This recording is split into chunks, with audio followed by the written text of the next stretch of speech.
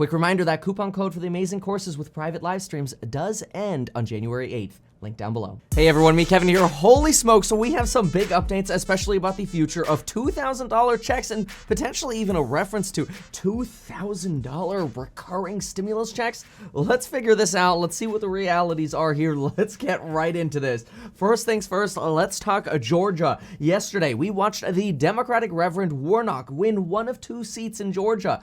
As of the time of this recording, Jon Ossoff, the Democrat, in the second Senate race is up over 16,000 votes. Folks, what's crazy about this is yesterday, while we were watching this and while Jon Ossoff was substantially behind, probably 4,000 to 8,000 votes behind, and over 95% of the votes had been counted, we sat down and we did the numbers. In fact, not only did we do the numbers, we ran a poll and we said, hey, it looks like Jon might pull this out by getting 15,000 votes. So I ran a poll, and the least amount of y'all thought that Jon would win by over 16,000. Everybody thought it was going to be closer than that. Not everybody, but most of us thought it was going to be closer than that. And folks, he ended up turning out just slightly more than 16,000 votes more so far, with 98% of the votes counted. Now, this does still put him into recount category, or territory, I should say, which does mean that David Perdue can request a recount, and folks, you can pretty much guarantee he is going to, but remember this, when it comes to recounts, you're usually only expecting to see swings of maybe 300 to 500 votes. Generally, you're not going to see massive 16,000 vote swings. Not very common, but we will be within recount territory as long as the vote is within 0.5%. Right now, it is within 0.38%. Now, technically, this means Joe Biden has control of the White House as a Democrat. Democrats have control of the Senate, and Democrats have control of the House. Even though votes in the Senate are tied at 50-50, Kamala Harris, as the presiding officer of the Senate, can break any tie, basically giving Democrats 51 votes to Republicans 50 votes. Now, bipartisan agreement is still going to be required to pass any 60-vote cloture motions to end debate in the Senate. And this means we're still going to need bipartisan support here. So this is not like 2008. In 2008, when Obama won, the Senate Democrats had 58 votes, and they were able to convince other people to join when they pushed for things like the Obamacare or Affordable Care Act. Now, that passed with 58 Democrats and 2 extra votes coming in to finally get the 60 votes. That shows you how important 60 votes can be. We do not have that here. This is not as big of a landslide as 2008 was. However, with 51 votes, Democrats have the power to do a few things. They can, number one, confirm cabinet appointments, which is important for a president because his cabinet picks, even though technically a president is picking his own cabinet, those picks have to be confirmed by the Senate, and Republicans can kind of make your life miserable if you're a Democrat and demand more potentially Republican cabinet members. So it's almost a way of kind of trying to tweak an administration. That's gone now with Democrats in control of the Senate. And I do want to say the vote isn't finalized yet, but I think at this point, this race is nearly called in favor of Democrats. So if there's a fluke chance that this flips, I would say less than a 4% chance at this point. Hey, obviously, then Mitch McConnell would still be in power, right? But right now, we are continuing with this video, assuming that there's not going to be any kind of flip here last minute.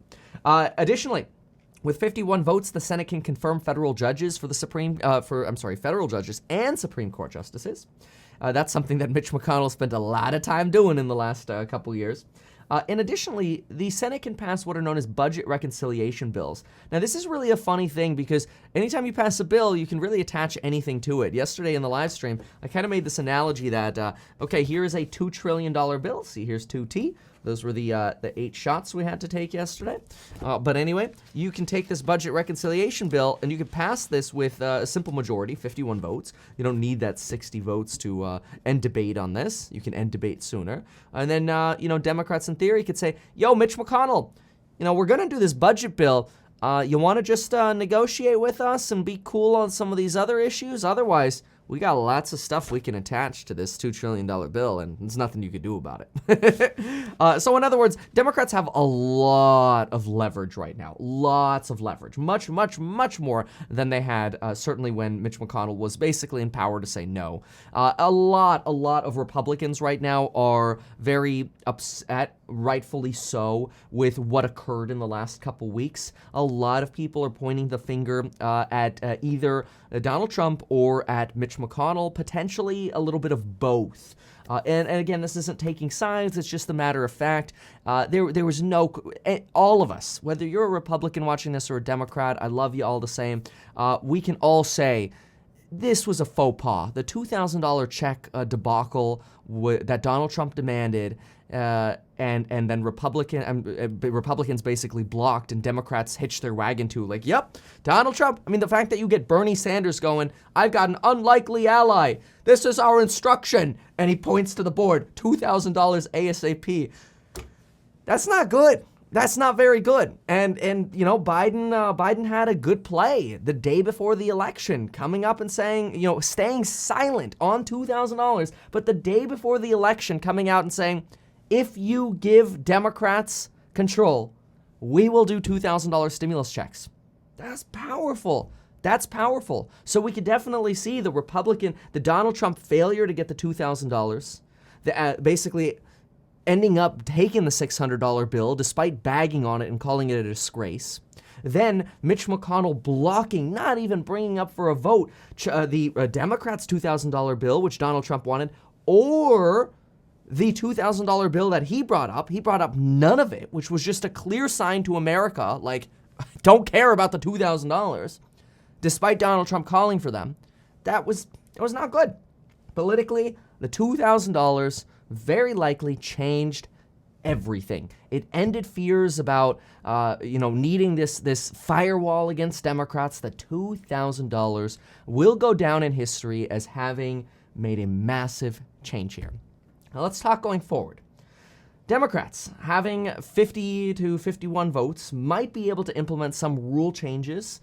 It is possible that if they implement some rule changes, they could maybe end the filibuster. They could end that 60-vote requirement, and that could give them even more power. We'll see. That is something that could happen. But what do we expect to happen now going from here onward? What are the big things that we expect to come? Well, first, unequivocally, Joe Biden has promised $2,000 stimulus checks. We're not sure if this $2,000 is above the $600 checks or $1,400 on top of $1,600 checks, or $600 checks, to total $2,000. We're not sure. But we do know one thing that is very clear. Joe Biden says that $2,000 stimulus checks will be coming. He said that twice. Again, we don't know, is it going to be $1,400 or a full $2,000, but we do know that he says they will be coming. Could he break his promise? Absolutely. Politicians can break their promises. So we will see, but he has the power to do it now. We also expect some new stimulus package to come at the end of January now. This package is likely going to include state and local government funding, extensions of unemployment pay, maybe even a $300 boost or some kind of boost to the $300 unemployment pay, which is just barely beginning to start for a lot of states. Now, I doubt we'll see any kind of retroactive pay, maybe. That is something that Nancy Pelosi promised. She also promised heroes pay. We don't exactly know which heroes they would include in this, but now they have the power to include anyone they want. Frontline workers, transit workers, military if they wanted to. Who knows? They can include a lot of people. But some Democrats have actually taken this a step further, and now they've been calling for monthly survival checks. Yesterday we heard or saw AOC and squad members cheer for, quote, recurring survival checks, union jobs that pay a living wage, guaranteed health care, racial justice, voting rights, immigration reform, climate action, reproductive justice, education, and much more. We also heard Ro Khanna demand a $15 minimum wage, Medicare expansion, $2,000 monthly stimulus checks, student loan forgiveness, free college, ending the Afghanistan and Yemeni war, a $2 trillion infrastructure plan. That's a huge number, by the way, huge number, $2 trillion, and taxes on millionaires for capital gains. Darn those millionaires and capital gains. Which, by the way, if you want to get some capital gains, make sure you get yourself 4 free stocks with Webull. Deposit $100 with Webull, and they will give you 4 free stocks at minimum $21 up to $1,600. Also, check out those courses linked down below because those course coupons do end on January 8th. On Monday, we heard John Ossoff say expect expanded Pell Grants, and you shouldn't have to go into debt to pay for college, that there should be debt relief coming as well, some kind of forgiveness coming. Expect a $15 an hour minimum wage. Expect potential marijuana legalization, more funding for solar projects, electric vehicle projects. Then we know that Republicans are concerned with the following. Medicare for all, taking away our health care. Now, I will say here, most indications point to the fact that if we do get Medicare for all, we will still have our choice of our own health care plans. I'm not worried about being stripped of, for example, my own health care plan. So I know that was a politically charged statement we heard a lot of. I don't think we're going to see health care plans or our choice of doctors going away. I don't see that happening. It didn't happen under Obamacare, and I'm not taking sides. I'm just trying to look at what's likely to happen here. Higher taxation, yeah, probably. Higher taxation is probable. However, I don't believe that higher taxes will come anytime here in 2021. Obviously, it's all subject to the vote certification that happens today, but I think higher taxes are much more likely in the summer of 2022, but it's really going to depend on the economy. If the economy is still doing not so great in the summer of 2022, it doesn't make sense to stimulate the economy than tax it away. So maybe we would see that being more of like a second half Biden priority, which would be after the midterm elections, which in theory, Mitch McConnell could come back into power and end up blocking higher taxes. So we'll see what happens. It's really going to depend on the economy, how it does by 2020, but I don't expect this to be a 2021 issue at all. We'll see though. With stimulus, we're expecting, let's see, I would say I wouldn't be surprised that our economy does very well with the amount of stimulus that we are expecting. Most economists agree that stimulus from Democrats will increase the debt, but will supercharge the economy, and there's no understating the supercharging. Now, Chuck Schumer also just tweeted, buckle up, and Mitch McConnell will now officially be the minority leader. Keep in mind, a bipartisan agreement with McConnell will still be necessary on many items, but this is a huge, huge shift and gives Democrats massive power for the next 2 years. If you found this helpful, consider sharing it. Please consider subscribing, and folks, we'll see you in the next video.